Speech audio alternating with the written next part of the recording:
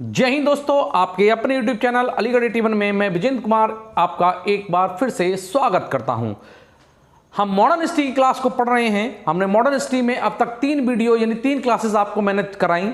मैं उम्मीद करता हूं आपने उन तीनों क्लासेस को अच्छे से देख लिया होगा और अपने हाथों से प्रॉपरली आपने नोट्स उनके बना लिए होंगे। अगर पहली बार आप मेरी वीडियो को देख रहे हैं, मेरे चैनल पर पहली बार वीडियो देख रहे हैं, तो प्लीज़ प्लेलिस्ट में जाकर उन पहले 3 वीडियो को देखें, उसके बाद देन इस सीरीज को आगे कंटिन्यू फॉलो करें।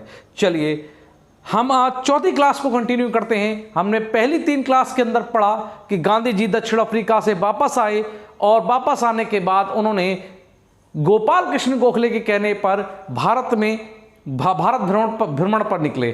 उसी भ्रमण के दौरान उनकी मुलाकात रामकुमार शुक्ल जी से हुई। ये बिहार के किसान नेता थे। उन्होंने बिहार के किसान नेता राजकुमार शुक्ल जी ने गांधी जी को बिहार के किसान, चंपारण के किसानों की समस्या से क्या कराया, अवगत कराया और गांधी जी ने अपना पहला सत्याग्रह चंपारण सत्याग्रह किया। इसी के बाद इसी सीरीज में आगे पढ़ते हुए आज गांधी जी के 2 क्षेत्रीय आंदोलन और पढ़ेंगे, जिसमें एक अहमदाबाद मील मजदूर आंदोलन और दूसरा है खेड़ा आंदोलन। ये बहुत इंपॉर्टेंट है और इनसे रिलेटेड बहुत सारे क्वेश्चन आपके एग्जाम में पूछे जाते हैं। उम्मीद करता हूं अगर आप इस वीडियो को पूरा देखेंगे तो गारंटी है कोई भी क्वेश्चन आपके एग्जाम में छूटेगा नहीं। चलिए कंटिन्यू करते हैं आगे इस वीडियो को। चलिए, अहमदाबाद मील मजदूर आंदोलन सन 1918। चंपारण आंदोलन कब किया था? 1917 में। और अहमदाबाद मील मजदूर आंदोलन किया था 1918 में। तो गांधी जी का यह दूसरा सत्याग्रह था। गांधी जी का भारत में किया गया ये दूसरा सत्याग्रह था। इस सत्याग्रह के करने का प्रमुख कारण क्या था? देखिए बेटा, हर कोई घटना घट रही है, उसका अगर कारण अगर जान गए तो पूरी संरचना उसकी समझ में बहुत आसानी से आ जाती है। तो देखिए, सन 1917 के अंतिम और 1918 के शुरुआत में यह आंदोलन जो हुआ था वो फरवरी और मार्च महीने में हुआ था 1918।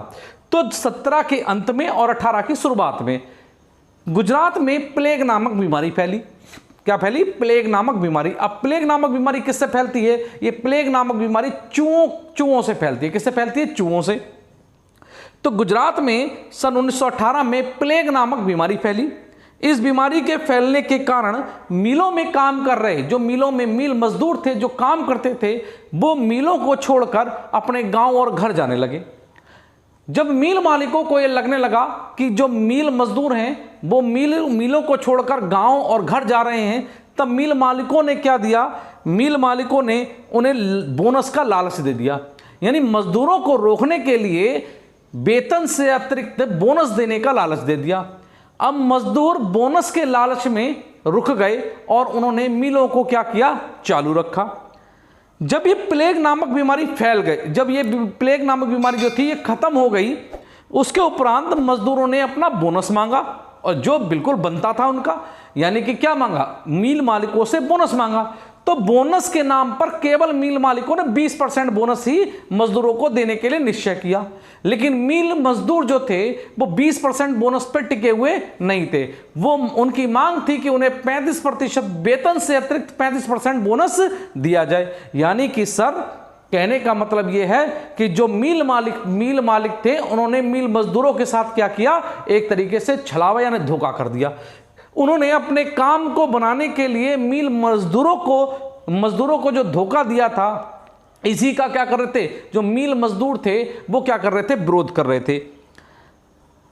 अब ये जो समस्या थी, इस समस्या को गांधी जी को किसने अवगत कराया? इज मोस्ट इंपॉर्टेंट क्वेश्चन कि अहमदाबाद मिल मजदूरों की जो समस्या थी उससे गांधी जी को किसने अवगत कराया था? तो गांधी जी के पास एक पत्र पहुंचा।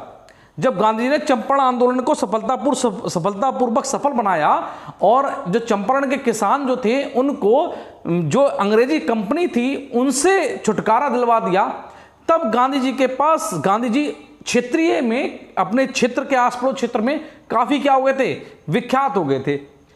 तब गांधी जी के पास इस समस्या से संबंधित भी क्या पहुंचा? एक पत्र पहुंचा, जिसे किसने लिखा था? अनुसुईया बेन ने लिखा था। अनुसुईया बेन ने लिखा था। अब ये अनुसुईया बेन कौन थी? ये वही महिला थी।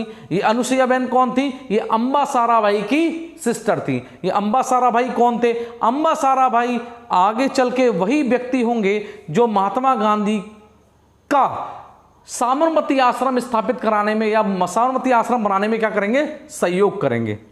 वैसे सही इस समय साबरमती आश्रम 1918 की घटना है, साबरमती आश्रम 1917 में बन गया था, यानी कि साबरमती आश्रम को बनाने में आर्थिक सहयोग किसने दिया था, अंबा साराभाई ने ही दिया था। और अंबा साराभाई भी क्या थे, एक मिल मालिक थे। तो अंबा साराभाई को लग रहा था कि गांधी जी इस समस्या में इस समस्या में वो मिल मजदूरों का सहयोग नहीं करेंगे, क्योंकि अंबा साराभाई ने गांधी जी से मुलाकात कर कर कहा कि आप इस समस्या से क्या रहो, दूर रहो। लेकिन गांधी जी नहीं माने और कहां पहुंच गए, अहमदाबाद पहुंचकर उन्होंने मिल मजदूरों से क्या करी, बात करी। अहमदाबाद मिल मजदूरों से बात करी। गांधी जी ने पहले तो मिल मालिक और मिल मजदूरों के बीच समझौता करने का क्या किया, प्रयास किया। गांधी जी ने जब अहमदाबाद पहुंचे तो गांधी जी ने जो मिल मजदूर थे और मिल मालिकों के बीच क्या कराया, समझौता कराने का क्या क्या बेटा जी, प्रयास किया। लेकिन वो इसमें क्या रहे, असफल रहे। इसमें असफल क्यों रहे, क्योंकि गांधी जी जो मिल मालिक थे वो 20% से अतिरिक्त बोनस देने के लिए तैयार नहीं थे, लेकिन मिल मजदूर 35% बोनस से नीचे लेने के लिए तैयार नहीं थे। तब गांधी जी ने कहा मिल मजदूरों के साथ मिलकर कि अगर मिल मालिक इस प्रकार नहीं झुक रहे हैं तो हमें एक कठोर क्या लेना पड़ेगा, हमें कोई कठोर कदम उठाना पड़ेगा। क्या उठाना पड़ेगा बेटा जी, कठोर कदम उठाना पड़ेगा। मिल मजदूरों ने गांधी जी का सहयोग, गांधी जी के साथ मिले और गांधी जी ने कहा कि हमें क्या करना पड़ेगा, हमें मिल मालिकों के खिलाफ क्या करनी पड़ेगी, भूख हड़ताल पर उतरना पड़ेगा। क्या कहा उन्होंने कि हमें मिल मालिकों के खिलाफ क्या करना पड़ेगा, भूख हड़ताल करनी पड़ेगी। मिल मजदूर भी गांधी जी के इस आंदोलन में अब क्या हो गए, शरीक हो गए। सभी मिल मजदूर जो थे उस समय के बेटा जी, सब क्या हो गए बेटा, शरीक हो गए। उन्होंने गांधी जी की बात को माना और किस पर उतर गए, भूख हड़ताल पर उतर गए। गांधी जी और जो मिल मजदूर थे जो उनके साथ भूख हड़ताल कर रहे थे, इन्होंने 21 दिन तक क्या करी, भूख हड़ताल करी। इन्होंने 21 दिन तक क्या करी बेटा, भूख हड़ताल करी। जब मिल मालिकों को ये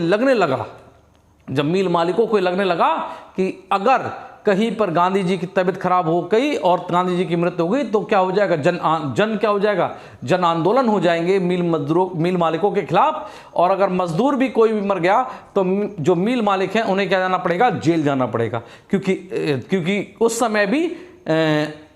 समय अंग्रेजों का कानून भी बहुत बेटा क्या था, सख्त था। तो मिल मालिक क्या हो गए बेटा, झुक गए।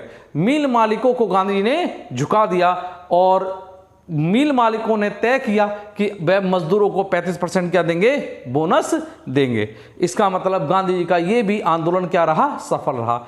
इस आंदोलन में गांधी जी के मुख्य सहयोगी कौन रहे, तो एक तो अनुसुईया बेन थी जिन्होंने गांधी जी के लिए लेटर लिखा था। बाद में ये भी भूख हड़ताल में क्या रही थी बेटा जी, शामिल नहीं थी। उसके बाद सरदार वल्लभ भाई पटेल थे और शंकर लाल बैंकर जी, ये प्रमुख लोग थे जो इस आंदोलन में गांधी जी के साथ क्या रहे थे, बढ़ चढ़ कर ने क्या लिया था बेटा, भाग लिया था। सरदार वल्लभ भाई पटेल जी की एक आप जो इमेज देख रहे हो ये सरदार वल्लभ भाई पटेल जी की है। यानी कहने का मतलब यह है, कुल मिलाकर अगर हम बात करें तो गांधी जी का ये भी क्या था बेटा जी, एक सफल आंदोलन था। इसके बाद गांधी जी अपने क्षेत्र में काफी क्या हो गए थे, विख्यात हो गए थे। उनके पास अनगिनत लेटर या अनगिनत पत्र आते थे क्षेत्रीय समस्याओं को लेकर, क्योंकि गांधी जी बिना किसी हथियार के, बिना किसी गाली गलौज के, बिना किसी डंडेबाजी से, बिना किसी लड़ाई झड़प के जो क्षेत्रीय समस्या थी उनका क्या कर रहे थे, निदान कर रहे थे। यानी उनका क्या कर रहे थे, उनको सुन रहे थे, उनकी समस्याओं को हल कर रहे थे। इसी बीच एक आंदोलन और हुआ, उसे बोला गया खेड़ा आंदोलन। तो हमने एक चंपारण आंदोलन को देखा गांधी जी के, हमने अहमदाबाद मिल मजदूर आंदोलन देखा। नेक्स्ट आंदोलन है खेड़ा आंदोलन। यह आंदोलन भी गुजरात से संबंधित था। खेड़ा कहां था बेटा, गुजरात से संबंधित है। यह आंदोलन गांधी जी का तीसरा सत्याग्रह था। क्या था, तीसरा सत्याग्रह था। और जो खेड़ा किस राज्य से संबंधित था, यह राज्य भी कौन से था, गुजरात राज्य से संबंधित था। देखो क्या था बेटा, ये अहमदाबाद मिल मजदूर आंदोलन के बाद हुआ था। यानी कि ये जो समस्या है वो जून और जुलाई के बाद की है कि सन 1918 में खेड़ा में अकाल पड़ा। अकाल यानी कि वर्षा नहीं हुई, और जब वर्षा नहीं हुई तो बेटा वहां पर भूमि बंजर हो गई और वहां पर कोई भी किसी भी प्रकार की कोई भी खेती नहीं हो पाई। जिसके कारण अकाल पड़ने के कारण जो पैदावार थी वो 1/4 से क्या हुई, कम हुई। यानी जो पैदावार थी वो 1/4 से क्या हुई, कम हो गई। अंग्रेजों ने किसानों से जबरन क्या वसूला, कर वसूल रहे थे। यानी कि वो क्या पैदावार कर को ले रहे थे।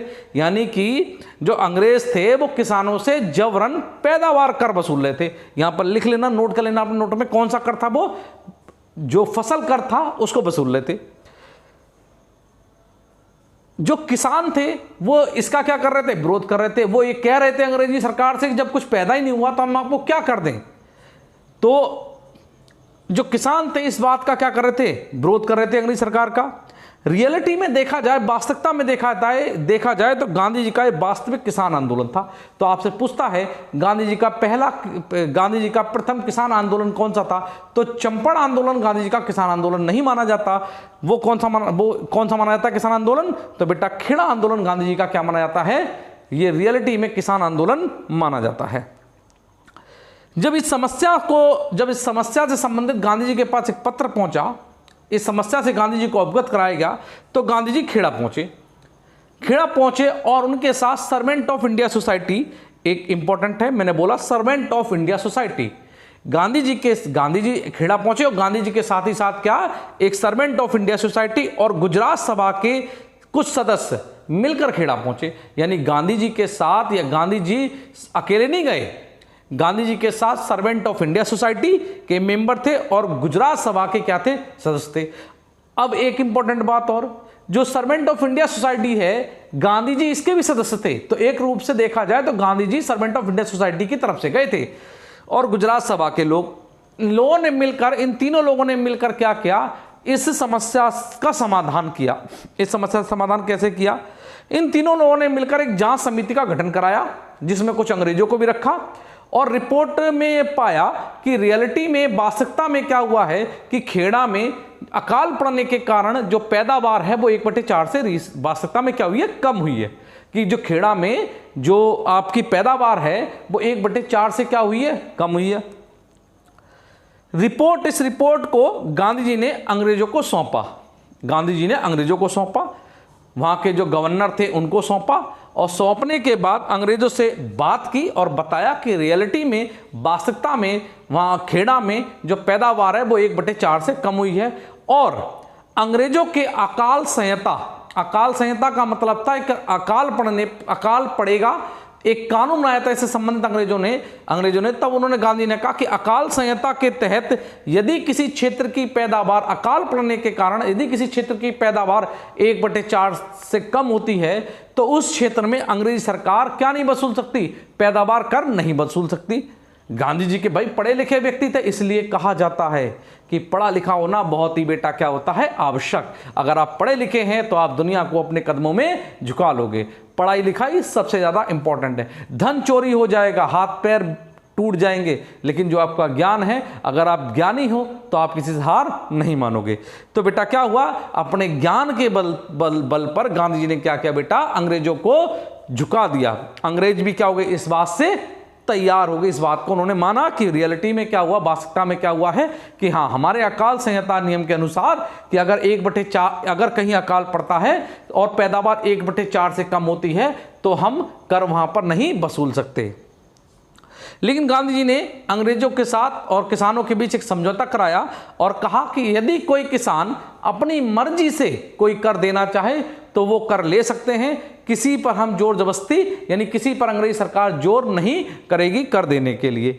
यानी कहने का मतलब ये है, अंग्रेजों ने इस रिपोर्ट को स्वीकार किया और गांधी जी के बीच ये समझौता हुआ कि जिन किसानों की पैदावार 1/4 से कम हुई है, या जो किसान कर नहीं देना चाहते, या जो किसान कर देना चाहते हो, वो सब पूर्ण रूप से किसानों पर निर्भर छोड़ दिया गया। यानी कहा जाए तो किसानों का कर एक तरीके से क्या करा दिया गया, माफ करा दिया गया। यानी कहने का मतलब ये है, ये भी क्षेत्रीय आंदोलन गांधी जी का क्या रहा बेटा, एक सफल और क्या रहा, सफल आंदोलन, ये सत्याग्रह रहा।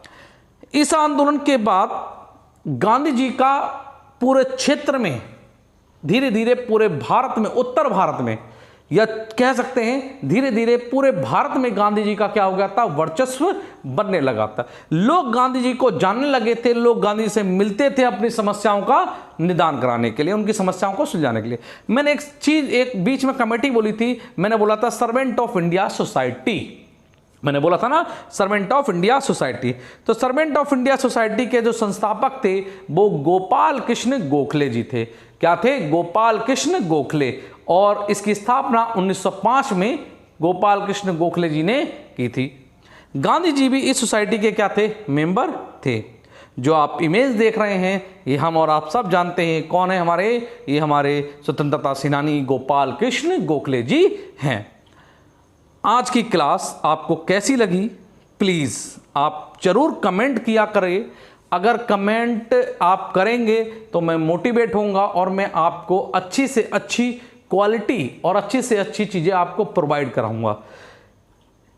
देखो बेटा, अगर आप इस वीडियो को देख रहे हैं, अगर आपको लग रहा है कि हाँ पढ़ने में मज़ा आ रहा है और आपको कुछ नया सीखने को मिल रहा है, कुछ रट नहीं रहे, ऑब्जेक्टिव लगाने पर लगेंगे या लग रहे हैं, तब आप प्लीज़ इस वीडियो को ज़्यादा से ज़्यादा अपने फ्रेंड सर्कल में क्या करो, सेंड करो। अपने उन भाई दोस्तों तक पहुंचाओ जो लोग महंगी फीस अफोर्ड नहीं कर सकते, ग्रामीण क्षेत्र के दोस्त भाई जो सिर्फ लिमिटेड किताबों से पढ़ते हैं, जिन्हें पूरा ज्ञान नहीं मिल पाता। प्लीज़ उस वीडियो को ज़्यादा से ज़्यादा क्या करो बेटा, आप शेयर करो। देखिए मैंने अपना व्हाट्सअप नंबर भी आपको छोड़ा है। अगर आपको कोई समस्या है, कोई किसी भी चीज़ से रिलेटिव, नोट से रिलेटिव या किसी चीज़ से रिलेटिव, आप इस पर मैसेज करके, प्लीज़ मैं कॉल नहीं करें, प्लीज़ मैसेज कर करके आप अपनी समस्या को छोड़ सकते हैं। मैं ज़रूर इसका उत्तर दूंगा। और हाँ, कमेंट करना ना भूलें। प्लीज़ वीडियो को लाइक और शेयर जरूर करें। चलिए मिलते हैं नेक्स्ट वीडियो के अंदर। धन्यवाद।